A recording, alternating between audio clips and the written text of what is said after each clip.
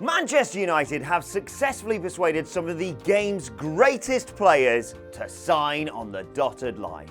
Eric Cantona, Cristiano Ronaldo, Wayne Rooney, and Eric Jemba. But every now and again, some brave soul rejects the advances of the Red Devils and their theatre of dreams because, despite what some United fans will have you think, there are places to ply your trade other than Old Trafford. Some on this list even said no to Sir Alex Ferguson, a man whose hairdryer treatment could power several wind farms. With that in mind, I'm Adam Wilborn from What Culture Football, and these are 10 players who rejected Man United. Number 10, Patrick Kluivert. In the immediate aftermath of World Cup '98, you remember when everyone thought David Beckham was a bellend, Sir Alex Ferguson was very keen on bringing the Dutchman to Old Trafford to join the likes of Andy Cole, Teddy Sheringham and Ole Gunnar Solskjaer up front. Kluivert seemed interested in joining the Red Devils too. Well, up until the moment he heard that Barcelona might be in for him, and then he went colder on the deal than a Tuesday night in Stoke, and ended up joining Barcelona just an hour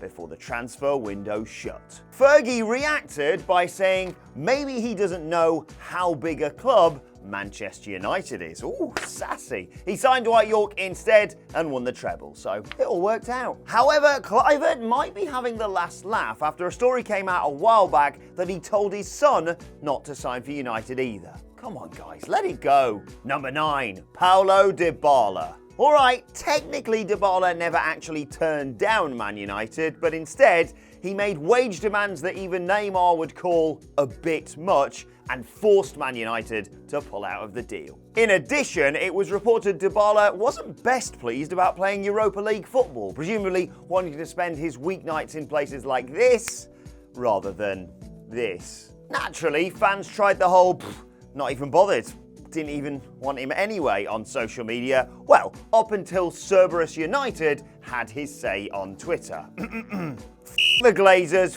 Ed Woodward, Dybala, Paul Pogba, and Man United get f***ed. Pathetic transfer window.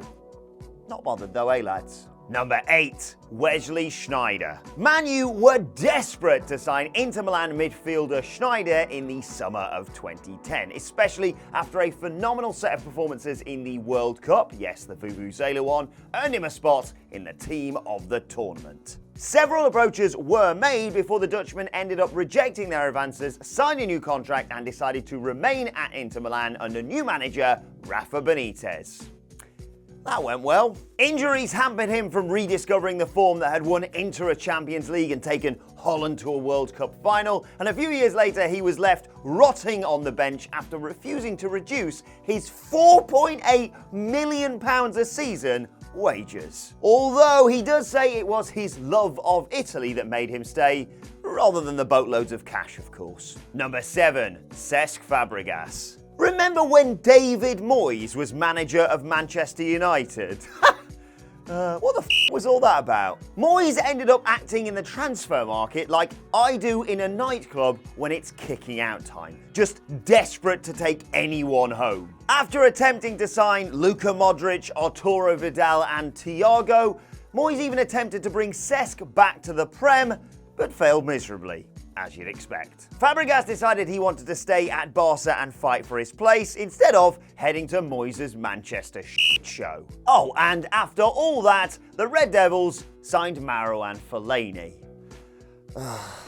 Number 6, Karim Benzema. Before his £30 million move to Real Madrid in 2009, Karim Benzema was one of the hottest prospects in world football after headline-grabbing performances for Lyon, and Manchester United were favourites to sign him. Inter Milan and Barcelona were also keen, but the Red Devils led the way, looking for a replacement for Ronaldo and £80 million, burning a hole in their pocket. However, Sir Alex Ferguson's stalling over the £35 million asking price allowed Real to steal him with an offer, more on that sort of thing later, and the Frenchman chose to move here instead of here. United settled for Michael Owen and Gabriel Obertan instead. Number 5, Arjen Robben. One of the stars of Jose Mourinho's first spell in charge of Chelsea very nearly came to Old Trafford instead. But as dads everywhere seemingly lament 24/7, it's all about the money nowadays, isn't it? In 2004, there were a whole host of clubs wanting to sign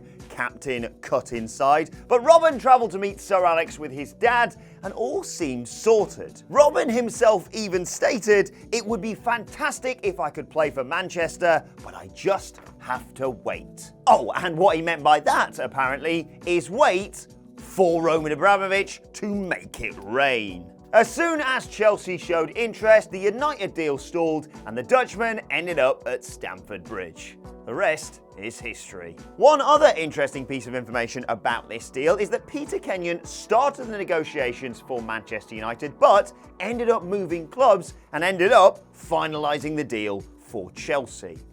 Funny that. Number 4, Steven Gerrard. Liverpool's Messiah was this close to being a hated rival.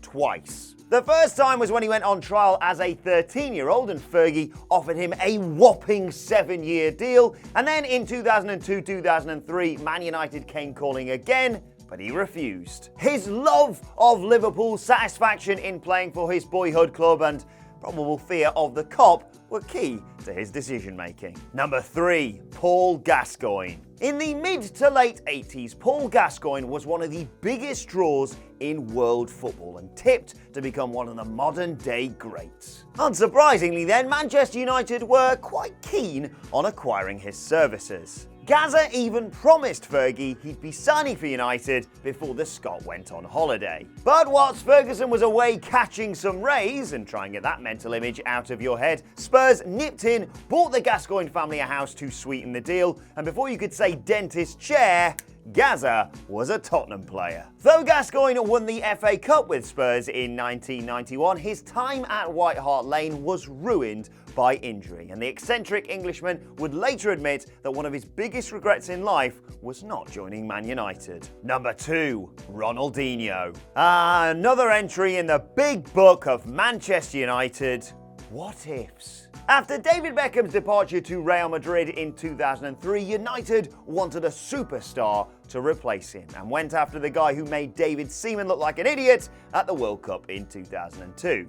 Well, more of an idiot than that ponytail made him look at least. Personal terms had even been agreed, and Ronaldinho would later say he was on the brink. But with United faffing around in negotiations with PSG, one call from incoming Barcelona president Sandro Rosell, and Barcelona snuck in and took the Brazilian to the Camp Nou. Devastated, Ferguson signed someone called Cristiano Ronaldo. I wonder what he's up to nowadays. Number 1, Alan Shearer. Probably the big one we all thought of when we saw this list. Not that he likes to mention it, of course. Although, to be fair, not many people can say they've turned down Sir Alex Ferguson twice. The first instance of Shearer snubbing a move to Old Trafford came all the way back in 1992.